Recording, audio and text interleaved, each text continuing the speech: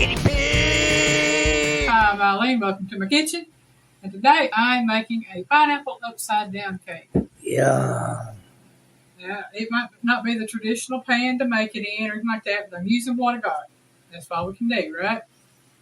Okay, so for the ingredients, it calls for half a cup of butter, which is 1 stick, and you need to melt it, and preferably in the pan you're going to bake it in. So you can put it in a 10-inch iron skillet or a 10-inch skillet that has an oven-proof handle, or you can put it in a cake pan, an 8-inch by 8-inch or whatever. I'm using my silicone pan here. I think it might be an 11. Okay, and then it also calls for 1 cup of packed brown sugar, which I have here. And you're supposed to put your brown sugar, just sprinkle it over the butter that's been melted. Oven is to be set at 325 degrees Fahrenheit. I think that's about 165 degrees Celsius. Anyway, we're sprinkling this sugar in here to cover all of this.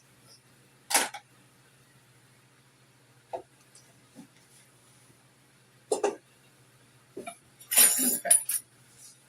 And then it says to take 1 can, this 1 20-ounce can of pineapple slices. And I drained mine. And It says, I don't hear it talking. You're supposed to put your pineapple slices in your pan.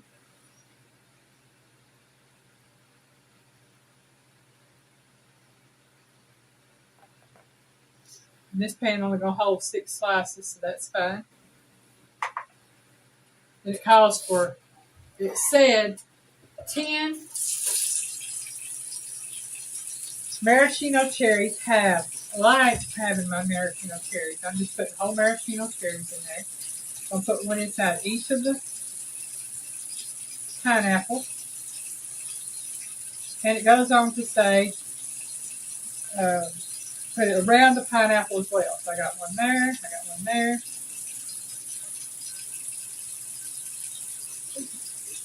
Gee, I need 2 more maraschino cherries out of the refrigerator, please.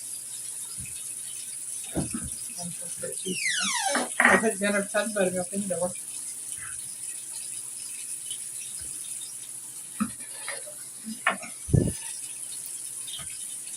And I need a spoon or a fork. So see, if I'd had those would have turned out better, but I didn't have them, so. You know what? That's fine. I like maraschino cherries. I won't mind biting into a whole maraschino cherry. Okay. Right there. We've got that kidney, just that kidney. I had a napkin here somewhere where I could wipe my hands. So I'll find it. Okay, now it says to set this aside. So that's what I'm going to do. I'm going to leave it right there and set it aside. Next thing it calls for is 1 cup of sifted cake flour. I don't have cake flour, so I made my own. 3/4 cup of all-purpose flour sifted with 1/4 of a cup of cornstarch. 1 teaspoon of baking powder and 1/4 of a teaspoon of salt, and you mix that in there with that. And just kind of sift those together. Or stir them together. Excuse me, y'all. No different. Don't need no company. Let's not do like that. Okay. Now set that aside as well. We'll set that over here. Okay, so 1 teaspoon of baking powder, 4 teaspoons of salt. Mix that in with the sifted cake flour. Calls for 4 large eggs divided. So I've got my whites in this one and my yolk in this one. Okay. And then it calls for 1 cup of granulated sugar, a teaspoon of melted butter, and a tablespoon of melted butter and a teaspoon of almond extract. Okay?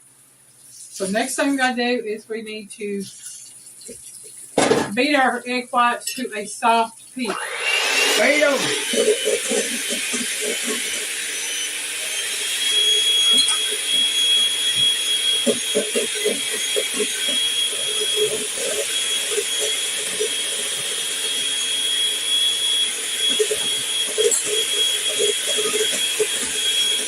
I told y'all she's violent, folks. Look at her beat them things. Alright, yeah, I'm gonna take a quick break, Bob. Let me tell you what I'm gonna do first. I'm gonna beat it to a soft peak. Once they get to a soft peak, I'm gonna gradually add my sugar, then beat them to a medium peak. Okay, so it's gonna take a little while to get them beat up. And once I get that done, I'll be back and we'll finish the step. Alright, I've got the egg whites beat to a medium stiff peak. Now it says beat the egg yolks at high speed until very thick and yellow. Then using a wire whisk or a rubber scraper, gently fold egg yolks and flour mixture into the whites with an over and under motion until blended. So get this done.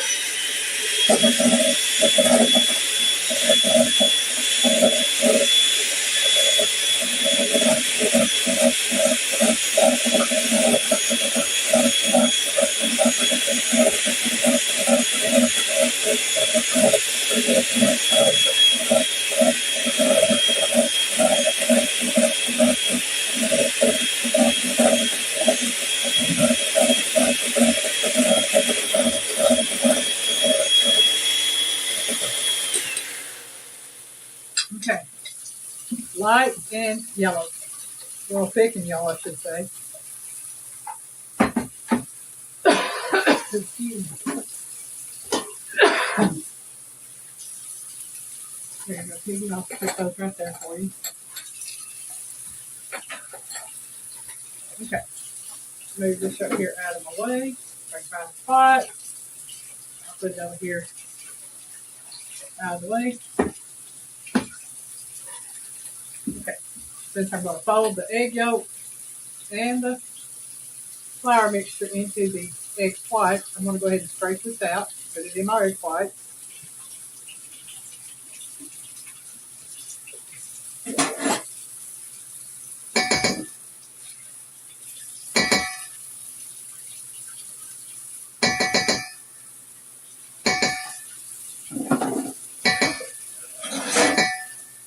Put that in Turkey Piggy.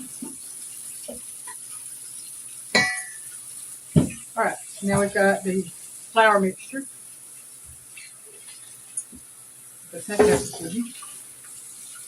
And we are going to do an over and under motion. Over and under, folding all that together.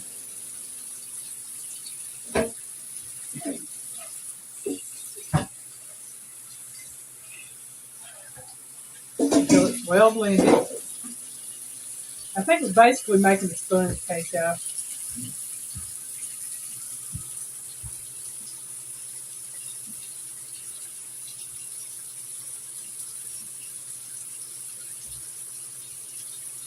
That's basically all you're doing, making a sponge cake.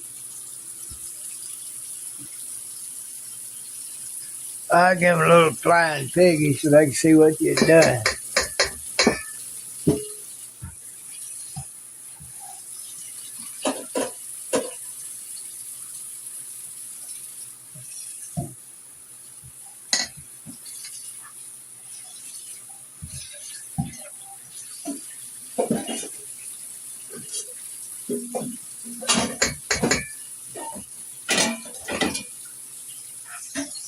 Clean off the spatula.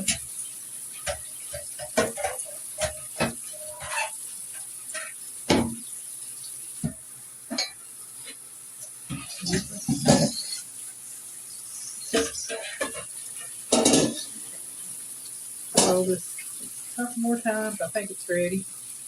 Then it says to add the melted butter, tablespoon of butter, teaspoon of almond extract. If you don't have the almond extract, I'm pretty sure you can use vanilla. It shouldn't matter. It might change the flavor just a touch. Not so much it would hurt. You might find you like it better. Never know.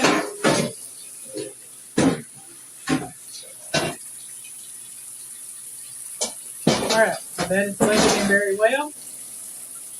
Now it's time to pour this over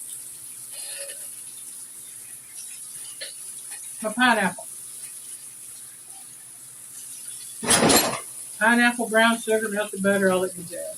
So all that pig. Give me. Alright, now we're going to spread this out into our pan here.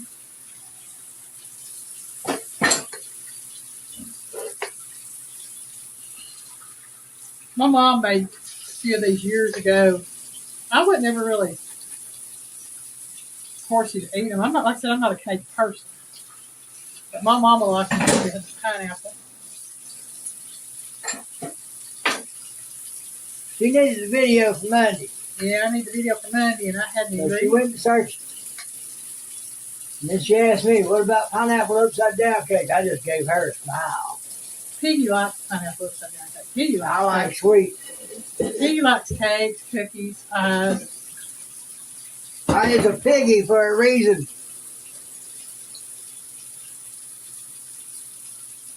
So I'll eat a piece of it, and Piggy will probably wind up with the rest of it. I don't want to be that piggy. It ain't that you're being that piggish, it's just I'm not a big cake eater.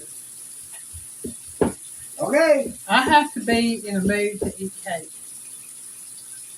Pie, not so much. I just have to be in a mood for pie. I just hope you don't go look at the time when that's gone. Well, if it's gone, then I know how to fix something else. Oh, yeah, that's true. That's the one good thing about it, Piggy. I know how to do it. I can make something else. That's true. All right. Now this is to bake in a 325 degree preheated oven for 30 to 35 minutes or until a toothpick inserted into the center of the cake comes out clean. Okay. So what we will do is I will get this put in the oven, set the timer, and we'll be back once I get it out. Once I get it out, it's got to sit for 5 minutes. So I will. I gotta wait that long. Well, that's before I can even attempt to flip it out. Dang, nabbit. But I will take it out of the oven and let it sit for 5 minutes to cool once it is done. And then I will come back and will show me attempting to put it out on a board of some kind. Cutting board or something. So we'll see y'all in about 35, 40 minutes. Or in a split second. All right, y'all, we're back. It's been a little bit longer than I thought it was going to be. We're back. I baked it for 35 minutes. Like it said. And I checked the center with the toothpick like it said. And the center was done. So I took it out and I set a timer for 5. Well, actually, I set it for 6 minutes so it would sit. And then I went to flip it out. Let's just say it weren't done on one side. I think it's this side right here it weren't done on. Well, whoever made the recipe may have been at a higher elevation. Might have. Or lower, I'm not sure which. I would say just keep an eye on it, check your temperature, and definitely check the sides when you kind of separate them from the side of the pan a little bit. To see, and when you check it, make sure it doesn't come out doughy or anything. Mine didn't, but a lot of the glaze kind of come out when I flipped it over, and then when I lifted the pan the first time, this side right here is like from here, right in here was all still doughy. This right in here was still doughy. And so, it were falling down. So Piggy helped me get the pan back on it, flip it back over so I could get it back in the oven. I put it back in for another 13 minutes. And so it cooked for a total of 48 minutes.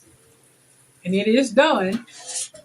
And it actually looks pretty good considering the problems I had with it.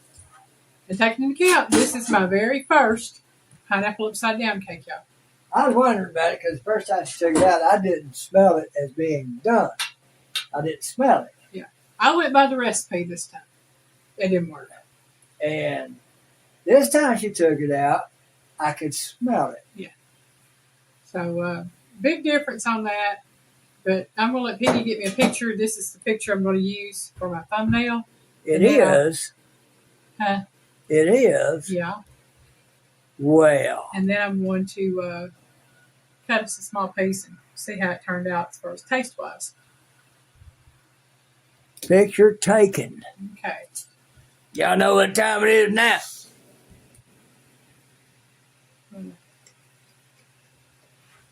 Time to see if it hits the spot or not. I'm going to cut this piece right here in half for us. Oh, yeah. Now, it is still hot.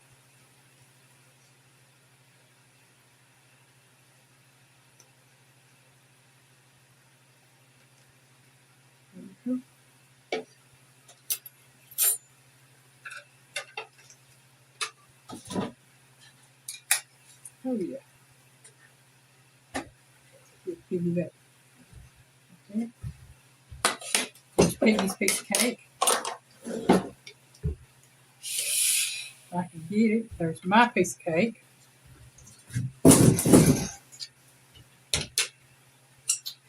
Never mind the noise in the background, folks. It's just Piggy stumbling around. All right. Pineapple upside down cake. Here we go. See if we can get this. It smells good.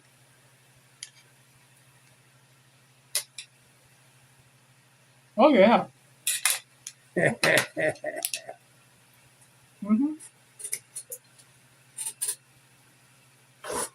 It's got good flavor. It's hot. It'll be better once it's cold. Cold. Mm.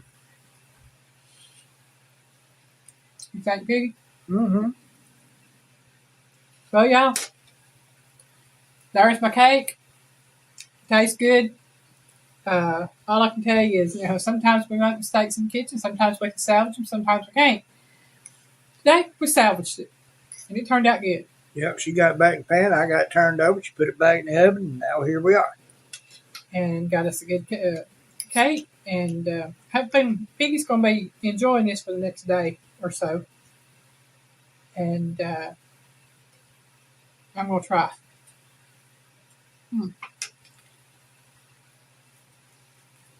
Really good. Yeah, that'd be great when it's cooled off. Mm-hmm. Pretty darn good right now. Well, yeah, I thank you for watching. Hope you have a great day. Bye.